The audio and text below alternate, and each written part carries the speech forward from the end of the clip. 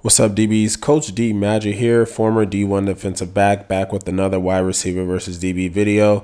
The reason why I love doing these is because you can see current NFL stars like we just saw George Pickens when they were in high school. And a lot of you guys are wondering, man, how do I become that 4 or 5 star recruit? Guys, most times it's where you're playing, the exposure you're getting, and your pure athletic ability. As I'll point out, a lot of these guys who are making millions of dollars right now, they have very low football IQ, and a lot of them have poor technique. All right, so that's why I say go get my DB Mastery program. If you're a drill guy, there's over 100 drills. If you just want to increase your IQ, we have a lot of film studies and examples on leverage, indicators to help you win your one-on-one. So if you learn one or two things from the DB Mastery program and even this video, I guarantee you're going to win more one-on-ones. All right. So let's start this at the very beginning. All right. So I haven't seen this video aside from the preview of me just talking just now. So I'm going to point out what I noticed right away and why some of these guys are winning and losing. So let's just start with this rep right here. The first thing that we have to understand is where the ball. I'm assuming the ball is in the middle of the field, as usually is for one-on-ones. I think he's a little too deep already. 10 yards is very steep. If you're going to be 10 yards, you got to be really slow out, because if they run anything quick, you're not really going to have a chance to affect this. So you could play the intermediate to deep routes, but if he runs anything quick, you're not going to be able to affect it. We get a stem right away. We do our best job trying to match the stem.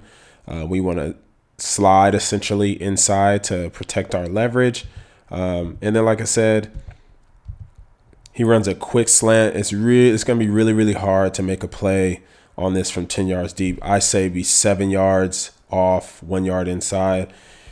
And Elias Ricks, that sounds, Jameson Williams. So Jameson Williams is in the NFL.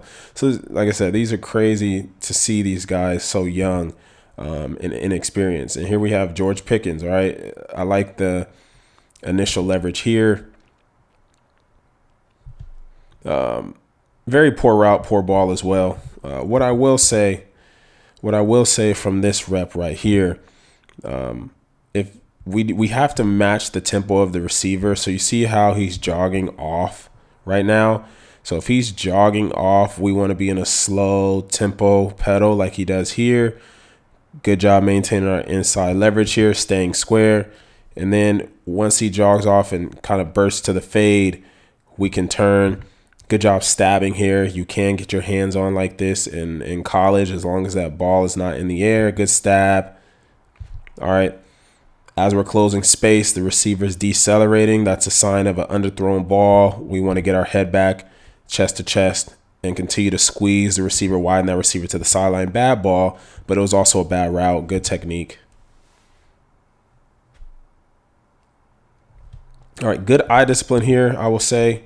And when it comes to leverage, we should be inside leverage on all of these routes, specifically because of where the ball is on the field. I'll let you know on situations where we want to be outside leverage. Receiver runs a straight stem.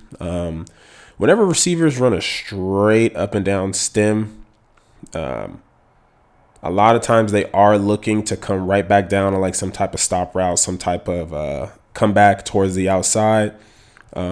Or if they run in that straight stem, they want you to kind of open your hips so they can cross face to the post. You're not really going to get a straight in route like that. That would be a very, very bad, poor route running. So a lot of times when they run this straight stem, they run this stop route, this comeback route. Good eye discipline here. It could be a double move, but make sure you close space with good eyes. Don't peek just yet. And then once we close space, we can get our eyes back. Good job. Now here is when we want to run. Here's where we want to be outside leverage. I'm telling you guys, like when you face these big tight ends, I swear 90% of their routes are going to be outside. All right. Look how tight he is to the ball. He literally can only do one of two things. All right. He's either going across the field right away, which I'm not sure they're even allowed to, because when you do these one-on-ones, if you go to a high level camp, like they only allow you to run certain routes, and it's usually the routes you worked on in your individuals or your EDDs or whatever. So unless he's running an over route, which we don't have to, that's not a vertical threat to us. He's going to run outside, the out route or the quick out, the 10 and out, the corner route, the wheel. That's what tight ends run in these one-on-ones. Just stay outside, stay outside, stay outside. I'm telling you, good play, but we made it hard by giving up our leverage. So we're a full 2 yards inside. So you got to be careful. You don't want to be too far inside, but I get the purpose of it. Realistically, with that ball being way out there, if that quarterback can't get that ball to that stop route or that comeback, he can only run a fade, and we can still squeeze from inside leverage here. So I get why he's so far inside. Let's see the route we get. Straight up and down stem, match the tempo. Don't get lulled to sleep, because like I said, if you run straight, a lot of times they like to try to cross your face. Tries to cross our face. All right. Good job getting that ball out.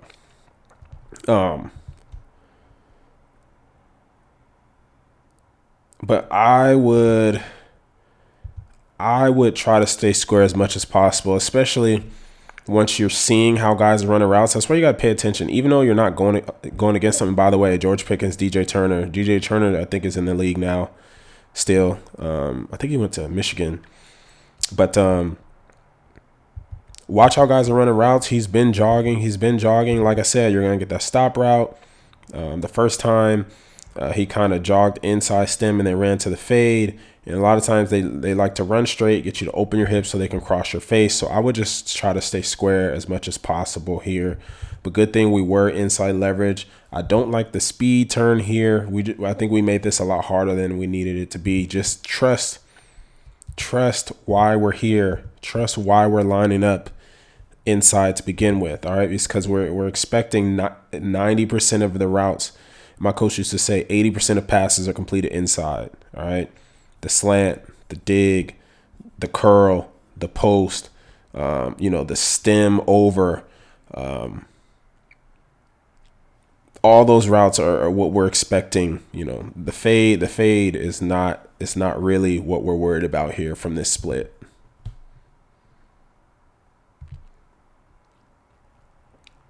What did I say about leverage, guys? We're in the slot. The receiver is on the hash. Why are we outside? Why are we inside leverage? It makes no sense to me. Even though in one-on-ones it's technically a cover zero situation where you don't have any help, still play your divider rules, your split rules. All right. If he's on that hash, we need to be outside leverage. We just talked about the routes they're going to run from there. 90% of the time, it's going to be an outbreaking route. We made this way too hard. So we should have won both of the slot reps just from leverage. George Pickens again. Good job here. And he's a lot more polished than now, but straight up and down stem. All right. Tries the tempo. We do a good job of staying square. I would add a quarter turn in here. So we would flip our hips. So it allows us to be open to potentially the fade, but we're not in a complete flip 180, because a lot of times that's what they're waiting for. They're waiting for the hips to flip so they can break. I actually have that drill in our DB Mastery program, so make sure you go grab that. It's a great off-man pedal tool for that intermediate window, that 10 to 12 yards where we're unsure if he's going to take it deep or he's going to sit it down. So once we get 10 yards, that's when that burst comes. So that 10 to 12 range is where they like to get us to open. So if we can stay closed or be in our quarter turn, and I think I actually made a video on that, then that'll help us here breaking down. But good job staying at least, I would say, patient as possible before opening our hips. Again, not the best route by George Pickens. All right, these balls are late, but also, so you see how, so a lot of receivers have a tail. So a lot of times their shoulder pads will raise or their shoulders will raise, or, they'll do like they do here, the quick fake, like the quick look fake. All right. Like that tells you something's about to happen. Like usually when they look early like that, they want you to get the feeling of a fade. But at the end of the day, if we're still on top, there's no reason for us to, book it and start playing the fade here. So that's a tell. But DB does a good job staying square.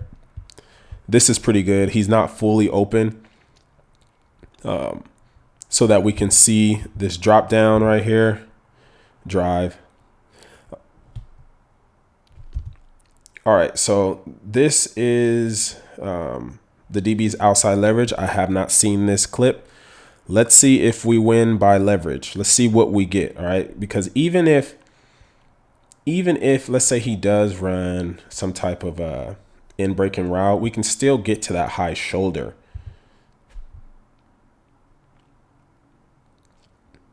All right, bad ball, but I would say we're too far outside leverage. I would be right here. I would be a shade outside leverage, no more than a yard outside leverage. It looks like we're almost a yard and a half. But we get the fake here. All right. So as long as we're on that upfield shoulder, and we have good eyes, it doesn't matter if he runs an in breaking route. All right. So even from outside leverage, we still should have been able to win this route, even with the good ball. I think the reason why we lose here is we don't lose technically because he doesn't catch it, but I think we're too far outside. And right here, we reach. Just flip your hips and run. Get to that high shoulder. Don't reach. Oof. All right. So he looks at him too. So we would be outside leverage here. One thing I will say, so the reason why we lost here is because we're pedaling from the slot. You never want to pedal from the slot, all right? I'm a big believer in Scooch technique because Scooch catch technique, even if you're not catching, I just think a pedal is just really, really hard to break from a full pedal when he has a two-way go essentially in the middle of the field. So I would be in a step replace Scooch outside shade. All right. And I think we would we want to take space away from bigger receivers. So if we get this big tight end, we don't want to just pedal. You see how he runs this route on air is basically what I'm saying. He runs this route on air. If we can scooch and if we can get to his body early, it'll speed up his tempo. So he's not really even going to have time to fake. We should be attached to him right now. So being in a straight up and down pedal, trying to two-way break, even against a slow tight end, all right, you're going to look like this. So again, I'll put that video at the end. I've done a ton of Scooch technique videos, So even though he is outside leverage and we got an in breaking route, his technique was not what I would do.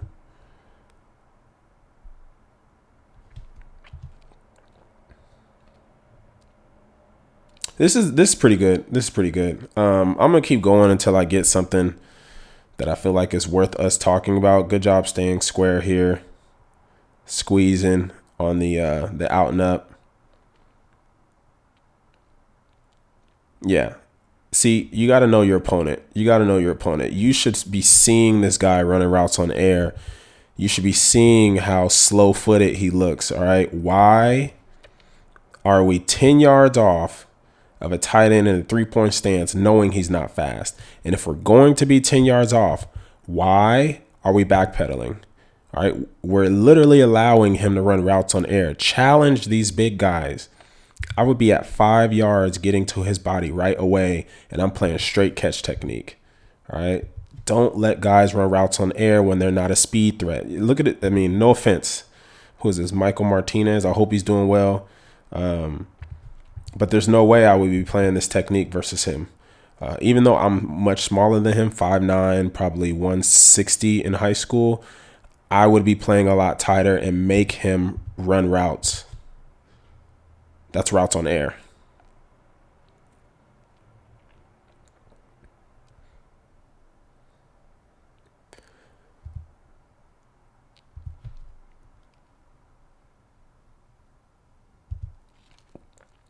Try to stay square as much as possible, even though technically, our chest is to him. You see how we're kind of giving him an exit with our feet. Try to be chest to chest. Try to literally keep your body as square as possible. And don't go so much for the first move. Okay. Patience is a virtue in press man. You see how much we bite. All the receiver did was stand up. All right. Even though we're protecting inside leverage, don't protect it to the point where we're giving him a free release. All he did was stand up. And it forces us to open.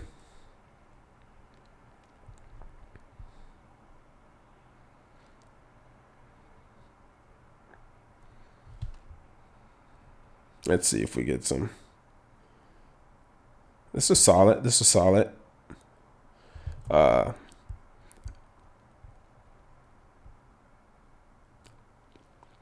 He's basically just playing catch technique. I could tell by his feet, he's not really moving. He's not backpedaling. You see how he's just kind of giving ground, playing catch technique. Now, this could be a couple things. It could be he's seen this receiver. He knows he's not a speed threat. That's probably my biggest guess is he just feels like he's not going to get run by this receiver. None of these receivers, are looking like the best, athletes in the world, or not the best athletes, the best route runners in the world. So I would have played tight on all these guys. All right, let's see if we can get one more solid rep before we close this off. There's Jameson Williams, Renardo Green, both in the NFL right now. So cool to see. Dax Hill, too much space on the slant. Let's get one more rep. Okay. Before I even let this play, why are we outside leverage on this split? I don't understand. The only explanation for why we could or would be outside leverage on this split is if the ball is on the near hash. That is the only reasoning I can think of for why we would be outside leverage on this split. No idea why. Getting hit with these quick slants. So let's try to see. So one thing that can help you if you're playing off coverage versus these slants is try to take a inside read step no matter what he's doing, because even though you have inside leverage, if you just backpedal straight, even the slightest weave or the quickest break, he's gonna cross your face. So one thing that'll help you guys again is if you're off man and you're inside leverage, see how he's taking a read step backwards, take a read step this way. All right, so kind of slide in this way. So it'll help you protect your leverage no matter what. And we wouldn't slide too far inside to where we still couldn't play anything vertically and outside. All right, so I hope you guys learned something. Like I said, it's cool seeing these current NFL stars. Oh, Takee Smith, Georgia guy. We get an outside, outside route again, guys. I'm gonna end it with this one. Takee Smith, one of the best DBs at Georgia. During their championship run, back-to-back championship run, maybe a 4-star, 5-star. He is doesn't have the correct leverage. All right, so guys, if you can just understand leverage, if you can make sure you understand what we're trying to take away and why, you'll win more of your one-on-ones. Kyer Elam, he was a first-round pick. Good job here. His brother was a first-round pick too, so I'm sure he knew technique early on. He's the first DB that I've seen stay square and get a punch in. So no coincidence that someone who's trained with a former or maybe at this time current NFL player has technique. So go grab that DB Mastery program made by former D1 and NFL defensive backs. I guarantee you will raise your level of play, whether it's technique wise or IQ wise, by watching more videos or downloading that DB Mastery program. I'll put the link in the description.